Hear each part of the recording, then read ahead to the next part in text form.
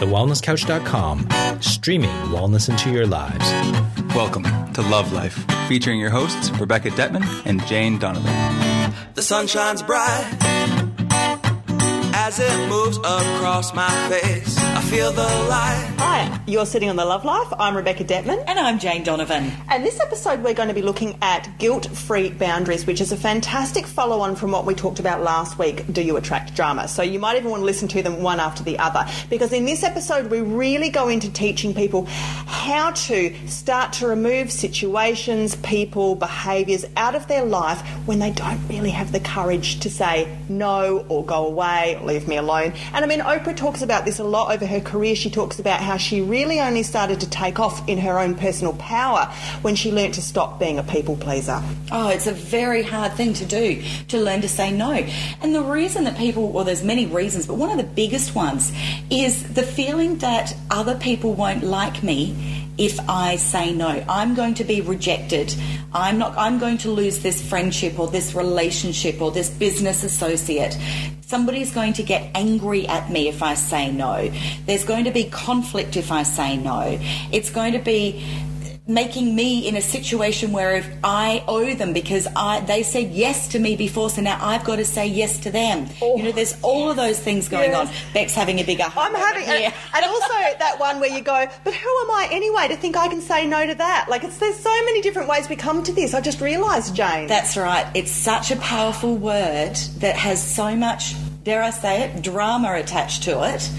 And everybody will have a different story, a different connotation. So it'd be good if we can touch on a few of those so that you can identify with what's your issue with saying no. Because the biggest problem is if you can't say no is that you actually are a slave to everybody else's life and not to your own desires. You can't achieve what you wish in life if you are at the beck and call, if you are a puppet to everybody else who feels like dumping on you. And so it is so important to get this boundary happening firm in our life. The challenge first comes with, what is your fear of saying no? So you've got to identify that.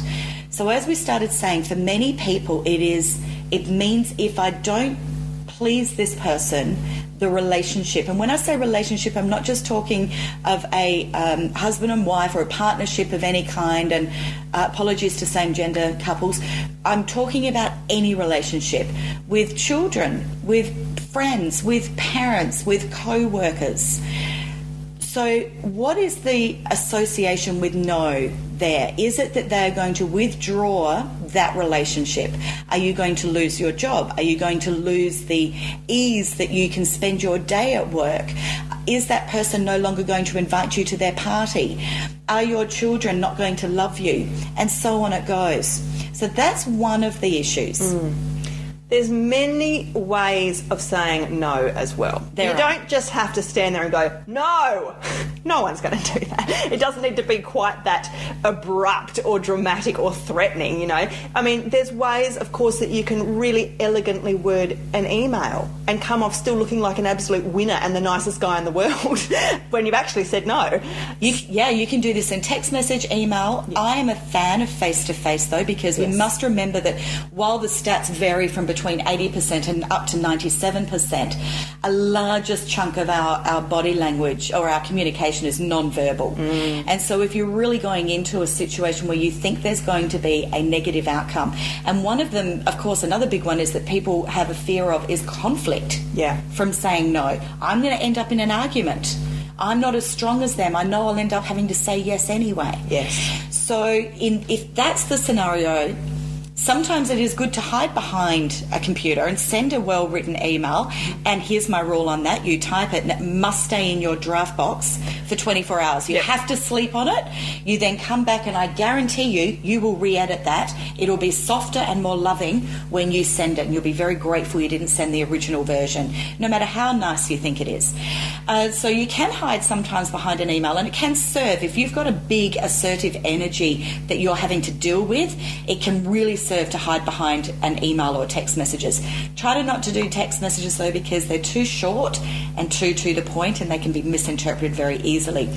If though it is somebody that you genuinely love and you feel comfortable with, but you do have a fear that they're not going to like you as much if you say no, do it in person so they can read your tone of your voice. They can see the body language, your softness in your body, the way that you're extending. You can be, touching them. You can be putting your hand on their knee or on their arm, or really connecting with them kindly. And then we can get into the powerful words in a moment about how to use. Well, I was going to, Jane.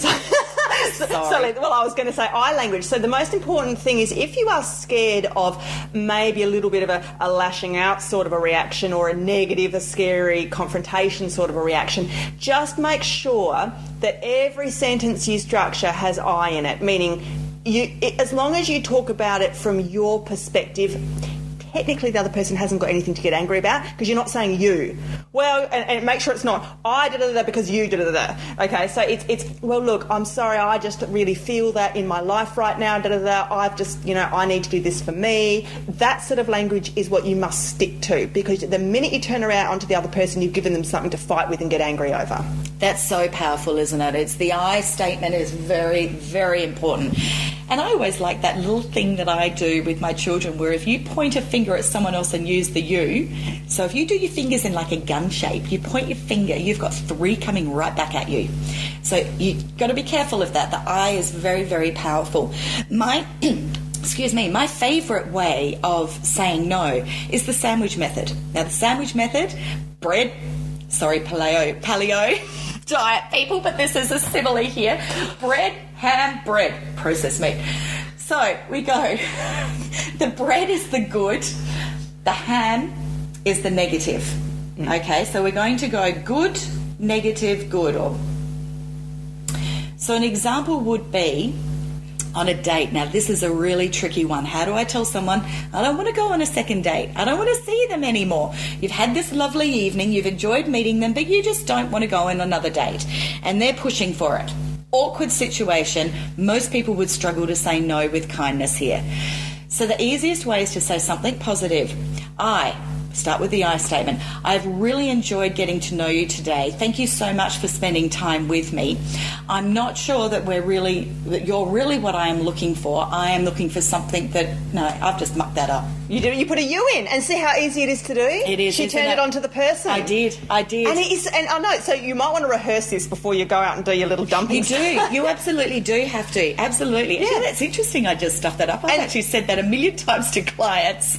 And this is a prime example of how these little things slip into. And the sky's not going to fall down, but there's more suave ways to handle this stuff, and there's different types of no's, because there are people that genuinely deserve like a really good explanation. Perhaps if it has been a 10-year relationship or something, and you're actually blocking somebody out, it's going to probably need a fair bit of discussion, not just a no and goodbye, right? Yes, that's not going to work. But texting is going to work for the cleaning lady or the hairdresser that you've tried a couple of times and you don't need to see again, or, that kind of stuff. I mean, I've got to admit, and we all have our vulnerable moments of weakness, don't we? And sometimes there's people out there who just know how to hook into that little vortex, that little black hole of when you're having that one moment of neediness, and they get right in straight away. One time I was coming home from work, I got bailed up on my doorstep by somebody trying to sell me an Optus package. Now, I don't know how. This is so not my personality. But within half an hour, he's on my couch, he's signing me up, we're ringing the network and all of that. And my gut feeling is screaming at me, what are you doing, Rebecca? And by that point, do you think I could get rid of him? I mean, I couldn't. He was on the couch. He was in, it was all happening. We were half an hour into a negotiation, which I just let snowball and snowball and snowball because I had no idea where to insert the no. Why? Because he probably had the well-rehearsed script plan, didn't he? That's it. And that does bring us back to scripts, which I should have prepared better for this conversation, so my apologies for the slip-up. So, back to the dating thing, I think it would be best to say something along the lines of, thank you so much for this evening. I have really enjoyed spending time with you and getting to know you better. I'm not ready for a second date. I would, however, like to say that I think you're fabulous and I do wish you good luck. I believe that whoever you do end up with is going to be a very lucky lady. That's it, as long as it's your truth. I don't want people lying either. But you find something kind to say about somebody. You say something nice, you give them your thing, and then you say something nice. because we're not about being cruel. This is about how do I say no and be guilt-free of the no. We want you to be guilt-free. So it's another example was, I had this lovely lady who, she said, he wants to see me on a Wednesday night and he always wants to do a Wednesday night. Wednesdays are too hard for me. So tell him, but I just know he'll talk me into it. No, just say, I'm really enjoying getting to know you a lot. Wednesdays don't work for me. I'm unable to see you on a Wednesday. I am free, however, on a Friday. Would that suit you? What's wrong with that? Very clear. But that scenario is where the fear comes in, is because they are fearing that the conflict, that they're going to have to end up capitulating and doing something that they don't want to do. And I don't want to confuse people, because it might seem to some people like, oh, but if you're going around in life saying no, aren't you just making more drama? Or aren't you setting up situations of, like bouncing off each other or unease? But actually, what people need to understand is when we're talking boundaries, we're not really talking boundaries, we're talking energy, aren't we, Jane? Yes. We're talking Absolutely. about that little space, that little invisible space that exists around you, sort of spiritually, emotionally, mentally, physically, okay? And within that space, do you let people in or not? You can let them in physically. Do you let them in emotionally? Do you let them in spiritually, mentally, in terms of how much do you worry about them, stress about them? How much do they drain your energy, even when they're not there? So that's what we talk about when we talk about letting people in. That's what we mean. So when it comes to energetic boundaries, which is what this all boils down to, the reason we are trying to teach people how to say no, because let's face it, particularly us women have never been taught by our people-pleasing mothers who want to entertain and have everybody like them and be on the social committee and play tennis and be invited to the barbecue. Oh, you can't ever say no. Don't turn that down. What if you miss out? Or what if... Gossip. Please refer to the previous podcast. We have to relearn how to say no in a way that actually preserves our energy. So we can devote our time to beautiful, healthsome, wholesome activities with loving people that don't drain us, and we get our values and priorities straight. Very well said. Very well said. And as people have trouble doing this, one of the things I encourage people to do whenever you've got a new tool in place is it's time to journal. It's time to document your evidence. So you may have identified that I have trouble saying no because it means people won't like me anymore, or I have trouble saying no because it means I'm going to get into an altercation, an argument. What I want you to do is start with little things that really don't matter, that if you lose the battle of saying no, you actually aren't going to feel like something's been taken away from you. Practice homework. That's it. It's practice time. And so as you start with something little, so it could be somebody wanting at work, they will always come up and say, where's my cup of coffee? And you want to say, no, I'm in the middle of something. I can't get that for you now. So rehearse it. It's a little thing that if you say no, it's not really going to be a problem. Well, you think it might be. But if you feel that you've bought into it and you are feeling uncomfortable, you just go and make them a cup of coffee, okay? Now, what I want you to do is practice your wording of, I would like to get you a cup of coffee. Can you wait for half an hour? I need to finish my project at the moment. All right, so delay. Delay is another good thing. So you can try that. See what the reaction is. Now, the chances are the reaction is going to be, oh, yeah, fine, thank you. And then write that down in your journal that night. This is the scenario, this is what I said, this was the outcome. And then the next time you use no was to babysit somebody's children while you're working at home during school holidays and you really don't want to do it. Let's see what happens. Do they just move on and ask someone else? Or did they have an argument with you that it's your job to look after their children? They likely just moved on. Document it again. Write the outcome. Because when you're in moments of weakness, you can reread your journal to realise that you've gathered new evidence that says, when I say no, it doesn't mean this. When I say no, it just simply means no. It is nothing more than that. Thus, you begin to raise your confidence. You get to become a little bit more comfortable and familiar with being the no-sayer.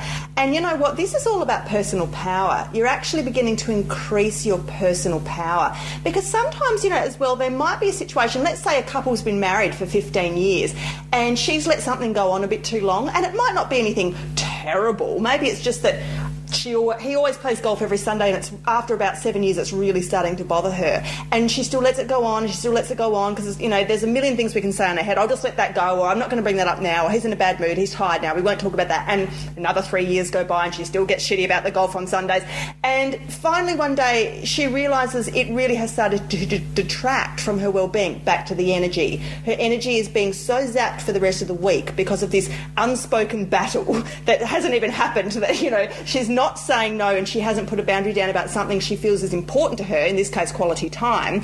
So sometimes the no is a situation that might be very long running with a person that you know very well, and in those cases it might be a bit awkward or tricky to have to know how to suddenly jump in the deep end or navigate into that, Jane. Gently. Look, it's really just about expressing feelings of having the conversation that starts with, I love that you play golf. I love that you keep fit and active, that you connect with the people that you're playing golf with. I need to share with you, I'm starting to feel it's difficult every Sunday morning. I would actually like to be spending more time with you. Perhaps this is a family time. Would there be any possibility of looking at it not being every Sunday? She's giving him options. She's keeping it open-ended. She's using a lot of eyes, for those of you taking notes at home. You know, it is gentle negotiation. It's not a sledgehammer. You don't want to get into a fight, but if you turn around and say, I hate you playing golf, you're not doing it anymore. Yes. Well, guess who's not going to be happy? So just be careful with your no's. If it's something that's been annoying you for ages and it's all bottled up, it might all come out in a rush and sound terrible, because it's the first chance you've got to say, this is how I feel, and blah, blah, blah, blah, blah, and it all comes out absolutely. And then, of course, probably the poor stunned person has no idea this has been going on for 7 years or 3 years. And, you know, so just be a little bit, maybe you need to do a practice test on a girlfriend first and have a download. I'm a huge fan of practice. Practice everything. Yeah. Everything.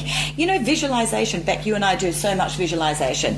It's a very, very powerful tool. And it's just simply, you know, you could be lying in bed, just peacefully close your eyes and just start to imagine the conversation going beautifully. Imagine the words flowing perfectly. Imagine the response being respectful. And then you can imagine different scenarios, different words, different ways. How am I going to handle if he says this? Now, I don't want you to get paranoid and spend your whole day in your head going through 20 different scenarios. No. But start to picture it being a really beautiful, energetic exchange. All that you are doing is gently sharing that you've had a shift in how you feel about golf. Now, it's taken you 7 years to get to this point, so you don't need to have it fixed that Saturday or that Sunday. You can have this start to raise that there is an issue, and could we look at different outcomes of how this perhaps could be rectified. But having said that, you know, my experience is that when you are able to enable other people to achieve what they want to achieve, they will actually reciprocate. The energy will be bounced right back at you. So when you want to go for a girls' weekend, or you want to go to the movies every Saturday afternoon with your girlfriends, or whatever it is that you want to do, it's not going to be a problem. So it is looking also at what is it that the Sunday morning thing is really bringing, what is it really making me feel? Is it that he just gets up and walks out the door without any consideration for me? Then is that actually a pattern that's been occurring throughout the 7 days, that you only notice it on a Sunday and you're blaming it on the golf, and it's actually got nothing to do with the golf? Oh, this is good. So what I would want people to do then is really look at, how can I achieve that I desire in a different way? So he can still go to golf, but I'm actually going to get my needs met as well, which is, I want to be made to feel special. Could I articulate to him that I'm feeling a little detached? It isn't about the golf, but could we create some time that is our time? And can you be spontaneous about this and make me feel connected and valued in your life as much as you're valuing golf? Now, Jane, it would be remiss of us on the Love Life show to be talking about boundaries and not talk about sex. Okay, bring it. We have to say the word sex. Well, I mean, look, no is one of the biggest things in the world when it comes to sex. I've got the best answer for this. I haven't even asked the question yet. Off she goes. Oh, sorry. There's no, go. Okay, well, you know what? That's really awkward in the whole dating world. How do I say no? People get women generally get so hung up on this.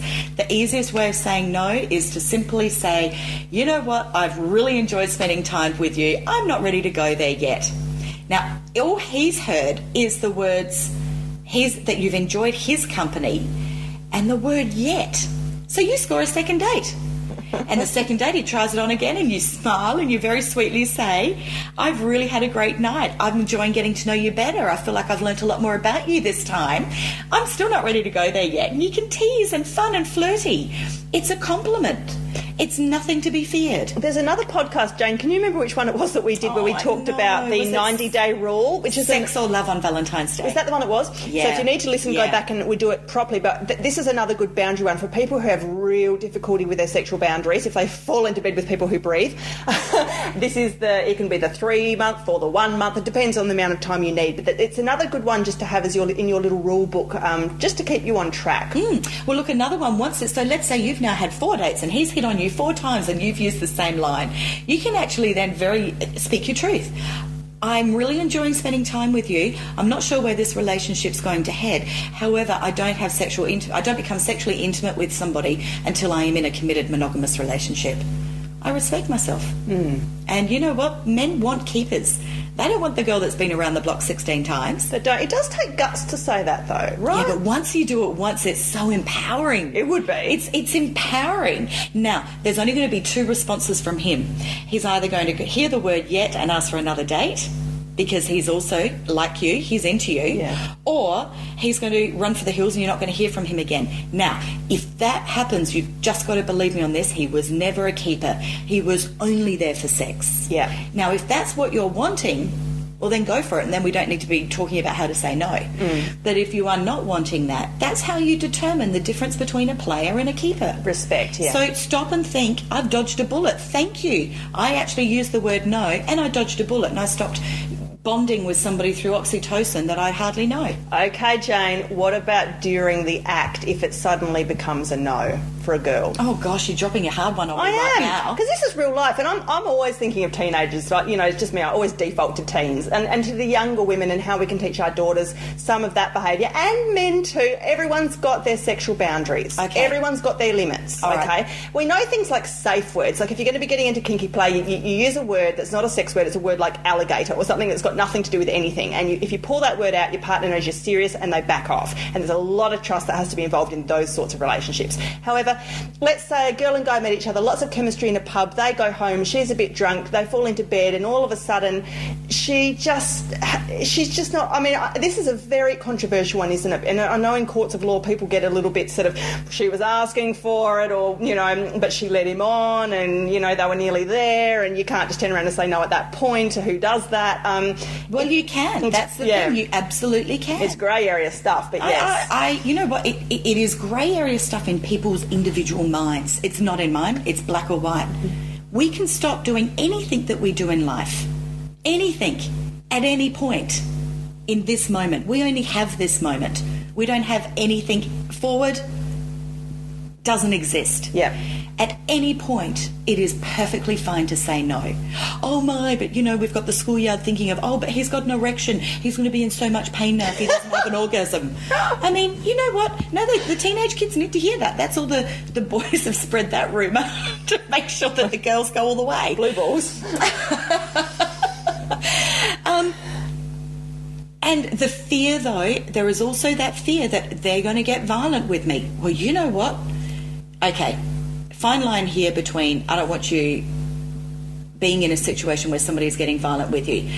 The chances are if you're with a dodgy, if you're with somebody that is going to not respect you saying no, I've changed my mind, I feel that I'm not fully in my facilities here, I've drunk too much, I really would prefer to be completely consciously aware when we experience this. I'd really like to stop now. Now, that all our statements, it's all completely true in this particular scenario. If that man doesn't respect that and he gets angry or he ignores you, you literally just get out of that bedroom or wherever you are, just move from that place, grab your clothes and get out. You've dodged a bullet. If a man is incapable of respecting you and listening to you in any moment, run for the hills. He is never worthy of a second date. Because that's where maybe a verbal no won't cut it. And there will be situations in life where it can't just be a no. It has to be, the actions have to follow suit as That's well. right. That's right. And, you know, not even just to do with sex here, but there will be people out there who just don't hear no. They are like really thick-headed, or they're just, you know, it's like you need to bash them over the head with a cricket bat 3 times before they get the message. Like, not literally. But, you know, there will be people out there who a subtle no is not going to work. And it's, you know what I think that is as well? I think sometimes it's the universe testing you, because you think, oh, phew, if I said no, I did it. I passed the test. Here comes my personal power. I'm confident. And then the person comes back again. Okay, great. Well, yeah, let's do it on Sunday then. And you're like, oh, now I've got to say no again. Maybe you didn't do it well enough the first time. Maybe you didn't do it with enough oomph. Whatever it is the universe is saying, go back and just have another go at that one. And you still might be kind of towing around on the edge of the pool, a bit afraid to jump in. You still might kind of do the, I'm just really snowed under right now. But that's not a no either. So then they're going to come back again. Absolutely. I had that happen, exactly that thing last week, one evening. Sitting, relaxing with my family, having an evening meal, and the salesman rings. And I just said, look, now's not a good time. When's a good time? And I said, I'm not sure. I said, perhaps I'll take your number and I'll call you back. And on he went with his sales spiel. And I said, yes, I'm sorry. I feel that you are not listening to me. I do not want this conversation now. Now, we can get rude, we can hang up. This is the word rude. We can keep repeating ourselves. It's that point where I feel as a person I am being rude because this is not how I behave on an everyday basis. However, I'm not dealing with somebody that I normally deal with on an everyday basis. I don't have people in my life, thankfully, where I can control. I don't have people in my life that I have to be so assertive with. But it is a good exercise to practice assertiveness. Again, you use your I statements, and I just kept repeating myself. I'm sorry, I feel you're not hearing me. I don't want to have this conversation now. Oh, but, I'm sorry, I feel you're not hearing me. I don't want to have this conversation now. And by the 3rd or 4th or 5th time, I don't know how many times I said it, he went, okay, because he's run out of sales. I'm not responding to any of his keywords. He's got nowhere to go. He's got no script to go. He's done. Yeah. So he starts repeating himself. And then he bumbles and says, oh, all right, this is a dead end. Get off the phone. So you held tight in that one. You really had to hold strong. And it felt really good in that it was the universe testing. You know, how are you going to handle this? Am I going to hang up the phone? Am I going to sit there and capitulate, and I'll use that word twice today, and listen to this person for the next half an hour and take away from my family time? I'm not going to promise to ring him back because I don't know if I really will. So I'm just going to tell him the truth. I don't want to talk about it. Not interested. Not now. Yeah. And so I did hold firm that it is a test because it isn't my natural state to be that assertive. We're not always called into having to be like this. It's just a few occasions in life. No. And that's why it's tricky, because we usually haven't had much practice, have we? No. And, you know, the word rude keeps bouncing around in my head because I was in I've got a women's group. Anyone who's listening, you're welcome to come if you're in Adelaide. Once a month we talk about spiritual stuff. And we did one last year, which was, it was a bit on this topic. It was about scary things that have happened to us. In other words, it is about boundaries in life, isn't it? It was a room full of women, and I was actually quite shocked. I guess statistically, if you do get a room full of women together, you're going to have a lot of quite scary, violent-y, rapey kind of stories come out, and there were, which then, of course, escalated us into, well, what do we tell young girls? How do we make sure other people don't make the mistakes we made in vulnerable situations where, we weren't listening to the gut feeling, or we didn't know how to say no, and we ended up in a place that was actually not only scary but dangerous and that sort of stuff. So one of the girls, she's a young mum, and she said, look, this is what I've always told my daughter, and I thought this was brilliant, which is why I'm sharing it with you. She said, I've told my daughter that there's, and this goes back to the people-pleasing stuff, because women always want to be nice and deliver things in a lovely way. I've told my daughter that there is one time in your life that is perfectly acceptable to be rude, and and that is obviously if you ever feel like your life is threatened, or you're in any sort of danger, or your gut feeling is screaming at you. And she said, I don't care if a principal comes and complains to me, if a parent complains to me, if somebody knocks on my door and says your daughter was being rude, if you tell me that you genuinely felt in a deeply uncomfortable situation, she said, I will back you up. And you need to know that. That's and beautiful. yeah, so it is important that girls understand there are times when the polite no ain't going to cut it, and you don't need to use that kind of language. It is just no, and you get out, and you very empowering. don't worry about how you're perceived at all. That's even right. with the creepy old man, and you're still kind of thinking, oh, but I don't want to be rude to him. Come on. That's right. Come on. That's right. It's so embedded in us to not be rude, isn't it? Yeah. But hopefully we have brought some light to that of ways to overcome rudeness And I that we think- perceive as rudeness. I think we've given quite a few tools and tips, I hope, in this half hour, and perhaps the next step for people to do in their own lives, because everybody has their own boundaries that they're currently negotiating or letting something slip a bit too much further than they'd like or whatever. Perhaps it's pen and paper time now for those of you playing at home. So, a bit of a list on where in my life, and this is how I identify it, where in my life do I currently feel a little bit drained? What's draining me? Because it might not even be needing to say no to another person. It might be something, a no to yourself. Like, okay, that's it, Rebecca. No more Facebook after 8 o'clock at night. Or, no more smoking a cigarette or eating a certain food or doing something that you just know is draining you. So you've got to set your own boundaries and then outward from yourself. Where can I learn to start to get a little bit more personal power saying no to my boss? Because bosses are tricky ones. You do want them to like you. We can't muck around too much with the boss, can we? They're paying your mortgage. So, but yeah, pen and paper, get the list down of all of the areas in your life that you know that you need to reinstate a boundary, and then perhaps going back through, look at some of the tools and tips we've offered to figure out some ways to best handle each of those situations, because they will all need to be handled slightly differently depending on what they are. Absolutely. And I would like to just say in closing, speak from your heart. When you speak your truth softly, gently, from your heart, the soul knows no resistance. Beautiful. And we're all about taking the path of least resistance here. Have a lovely day. You're on the Love Couch with Rebecca Detman. And Jane Donovan. Have a great day. We'll see you next week. This has been a production of TheWellnessCouch.com. Check us out on Facebook and join in the conversation on Facebook.com/The Wellness Couch. Subscribe to each show on iTunes and check us out on Twitter. The Wellness Couch, streaming wellness into your lives. Hi, this is Dr. Lawrence here, co-founder and co-host of The Wellness Guy Show. Have you seen some of the feedback on Facebook from the Wellness Summit that we just did in the Gold Coast? Well, Ada from Sydney said, I have not just a spring in my step, but an urge to sprint out of bed. If the Wellness Summit comes to your hometown where you can make it, you gotta do it. And there's Sandy and Alan says, this is a seminar worth every dollar. Thanks so much for your huge effort to bring your work to the world. Well, guess what? The Wellness Summit is coming to Melbourne on August